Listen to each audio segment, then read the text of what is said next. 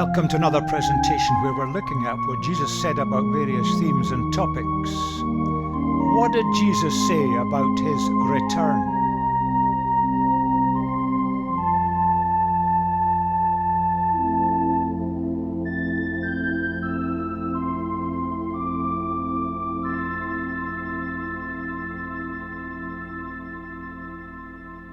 In facing this topic, we come to it with a problem.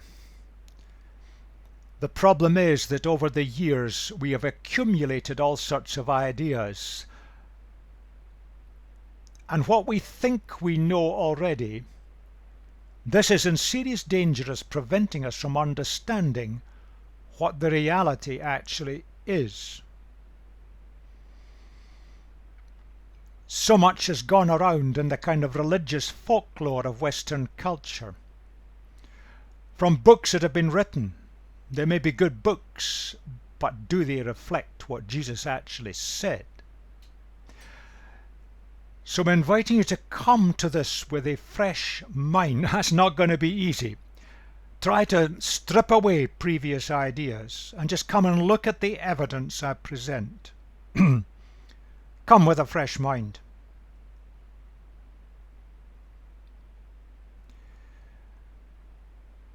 One evening Jesus was sitting with quite a group of friends looking across the Kidron Valley, just at the edge of Jerusalem, and he's looking across and they could see the magnificent temple building glinting in the evening sunlight on the Temple Mount in Jerusalem. And then Jesus makes an amazing and astonishing statement to this group.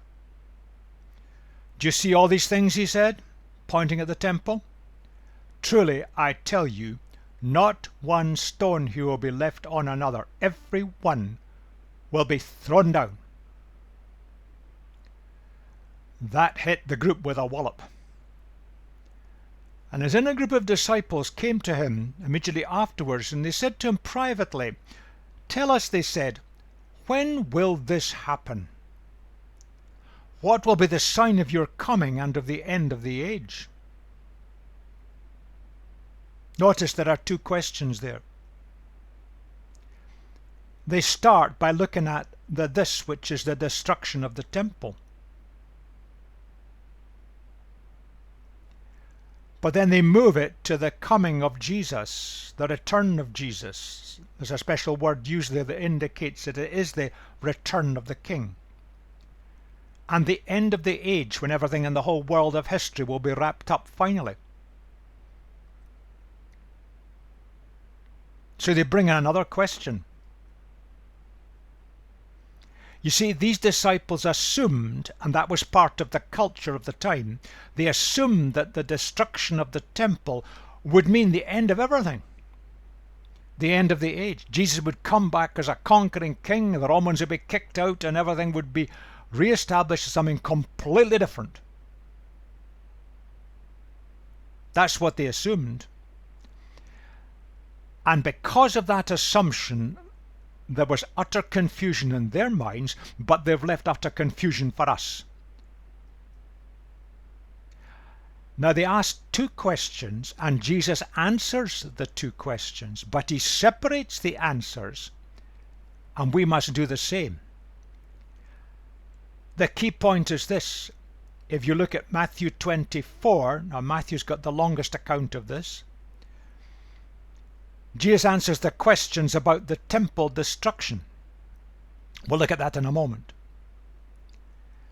From verse 36 of chapter 24 through to the end of chapter 25, Jesus speaking about his return and the final judgment. So he separates the two questions. The disciples thought they would be the same. Jesus separates them. Now, how do we know this? That's the key bit we've got to get.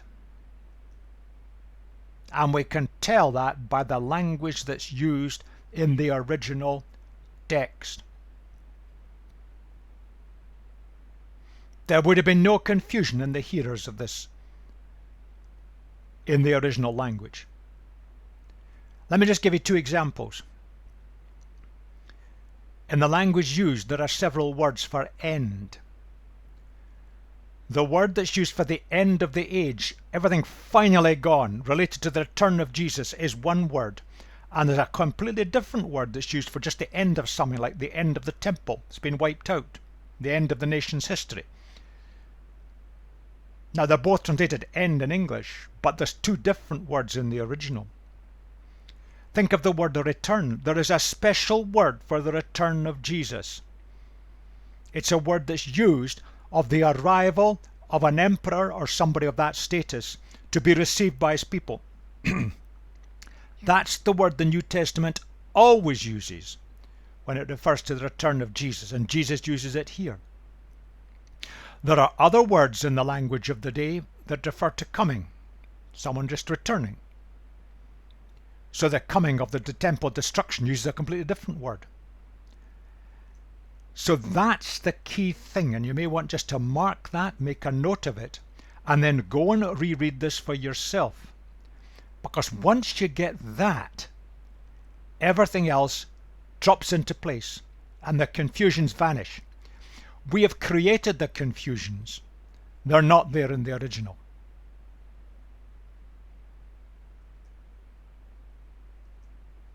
Now, with that in mind, Jesus describes what's going to happen before the temple would be destroyed, and that was associated with the fall of Jerusalem as a city and its total destruction. He talks about many coming and parading themselves as God's sent people. There'll be lots of wars and rumours of wars, famines and earthquakes. The followers of Jesus will be hated, persecuted and killed. But many would come to Jesus. Followers of Jesus would be betrayed by family and friends. Many false prophets would rise, claiming all sorts of things and predicting all sorts of things. None of them would come true. And there'll be a rise in wickedness. Now, if you look at the history between the time Jesus said this and the actual sacking of Jerusalem and the destruction of the temple, which was about 40 years, all of that came true. And there are famous historians of the age who record things. And the Romans kept meticulous records as well. And the destruction of Jerusalem and the temple was exactly as Jesus predicted. Not one stone was left. The Romans had had enough. They destroyed the whole thing.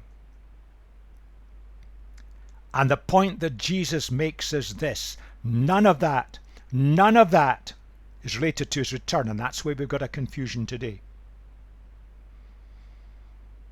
These are related to the 40-year period, and history shows they were all true.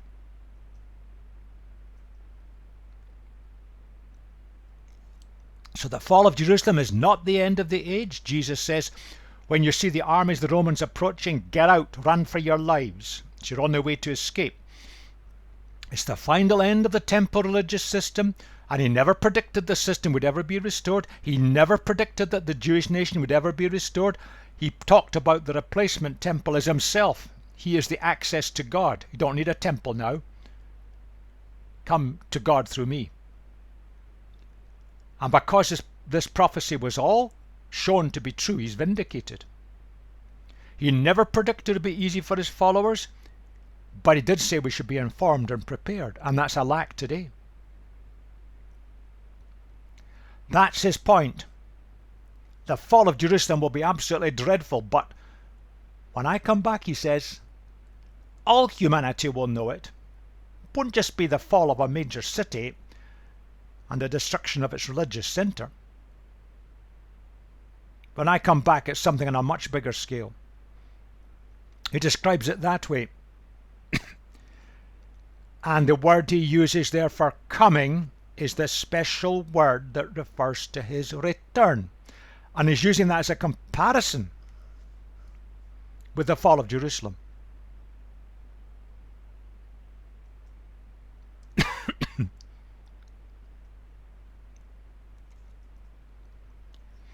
So the key messages, and once we get this clear in our minds, it's easy to see what Jesus is saying about his return.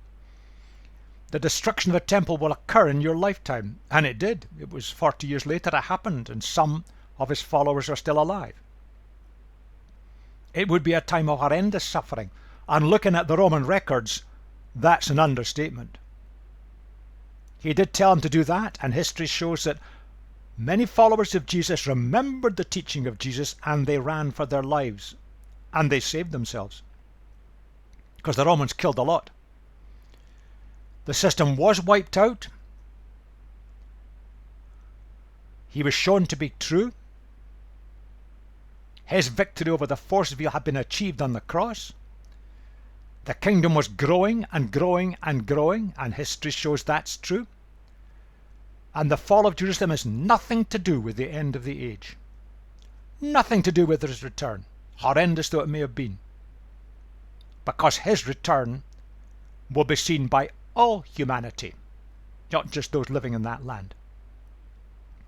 So that's the key messages, and that's chapter 24, the first 35 verses. What about the return of Jesus now? In some ways, when we've got rid of the wrong ideas and seen that they refer to the fall of Jerusalem, the rest is quite straightforward. Let me just divide that up and analyze it. There's a stretch where Jesus gives some basic teaching about his return, and the language he uses has now changed. In simple terms, it's unexpected, unpredictable. You don't know when it's going to happen. So be on your toes. Be ready, it could happen today, tomorrow, at any time. He's quite clear about that. He then tells 3 parables. The first one emphasizes responsible leadership. Leadership that's responsible before his return. And that's still true today. The second one speaks about being prepared. He could come at any time. It's making the point that his basic teaching is covered.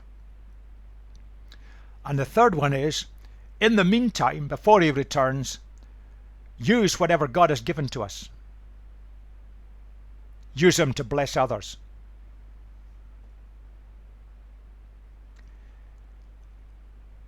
Now, in the green boxes there, Jesus gives some teaching, again through a parable, of the final judgment. Now that's after his return, and the language is now changed again, because the return now has taken place.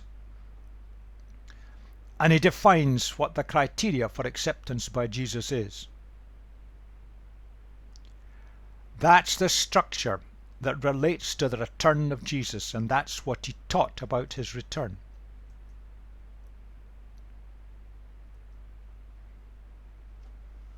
Just picking up from the long stretch there, just 1 or 2 verses.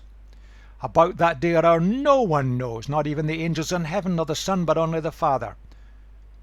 As it was in the days of Noah, so it will be at the coming of the Son of Man. The flood came without warning. Therefore keep watch, because you do not know on what day your Lord will come. Just think about the logic of that. And to show he's speaking about his return, that special word is used. Not the ordinary word for coming. It's the word of return of a coming king.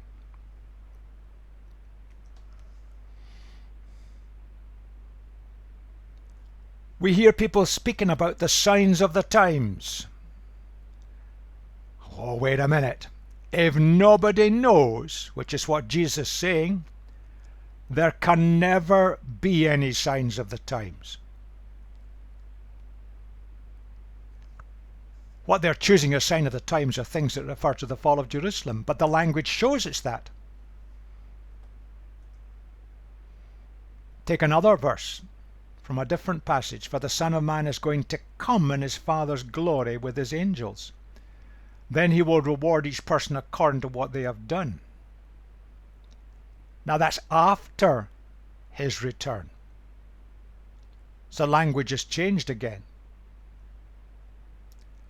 But that summarizes the basis of our acceptance by Jesus into God's presence. How we treat others is the evidence of our closeness to Jesus. How we treat others is our evidence of how closely we're following the way of Jesus. That's what he's saying.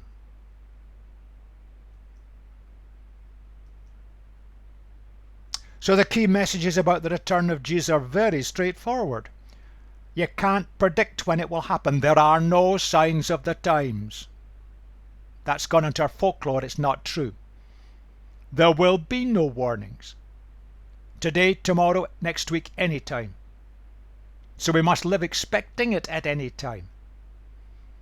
But meantime, how we live our lives is critical. And our closeness to Jesus living is reflected in how we treat other people. I started off by saying we've got to strip away false ideas from the past. I'll leave you with the message.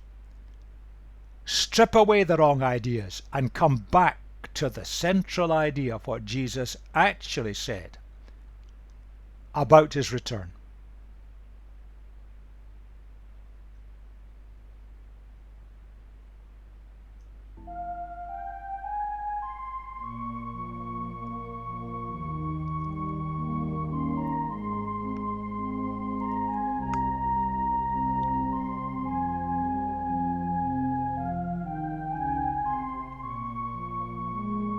The next presentation will ask the question, what did Jesus say about marriage?